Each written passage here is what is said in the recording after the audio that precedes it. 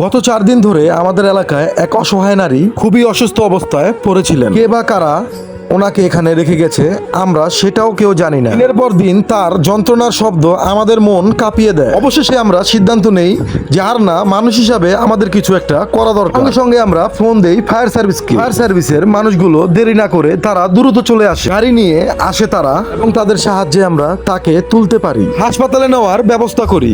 আমরা যাই মিটফুট হাসপাতালে। আমি এবং আমার 3 ছোট ভাই সবাই একসঙ্গে এগিয়ে যাই, যেন এই নারী আরেকটা জীবন পেতে পারে, যেন একটু আরাম পান। হাসপাতালে পৌঁছে আমরা তাকে ভর্তি করে তাকে ডাক্তার দেখাই।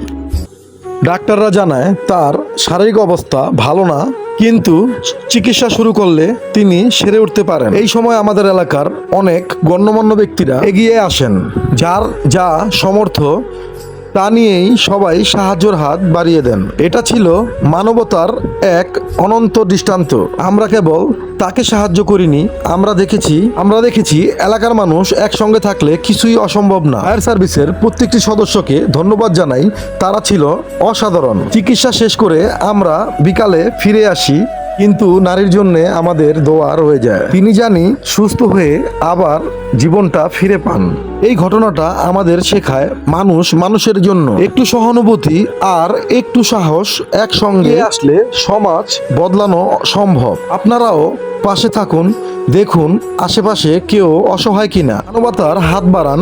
এমন ঘটনা আপনার মন ছুঁয়ে গেল। এই নারী হয়তো আজ আপনজনদেরকে হারিয়ে ফেলেছে, কিন্তু আমরা সবাই যেন তার নতুন পরিবার। এমনই তো হওয়া উচিত, যেন একটা অসহায় প্রাণ ঝরে পড়ে না যায়। আজকের এই ভিডিওটা যদি আপনার মন ছুঁয়ে যায়, তাহলে একটু অসহায় মানুষের দিকে তাকান, তাকে সাহায্য করুন, তাকে নতুন আশার আলো দিন। আমরা কিন্তু কেউই পারফেক্ট না, কিন্তু একসাথে থাকলে আমরা অন্ধকারে আলো জ্বালাতে পারি। এই আলোই হোক আমাদের পথ দেখানো মানবতা। ভিডিওটি শেয়ার করুন, জানি এই বার্তা আরো মানুষের কাছে পৌঁছায়। আমরা আছি, পাশে আছি, মানবতার সাথে। সমাজে অনেকেই আছে যারা একটু সহযোগিতা পেলেই বাঁচতে পারে। আমাদের একটু চেষ্টায় কারো জীবন বদলে দিতে পারে। ভিডিওটা শুধু একটি গল্প না, একটি বার্তা। যা শুনছেন দেখছেন আপনারা হন মানবতার সৈনিক।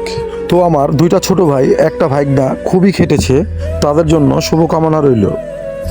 আপনারাও হন মানবতার সৈনিক, পাশে দাঁড়ান, হাত বাড়ান। হয়তো আপনিও একদিন কারো সহায়তা চাইতে পারেন।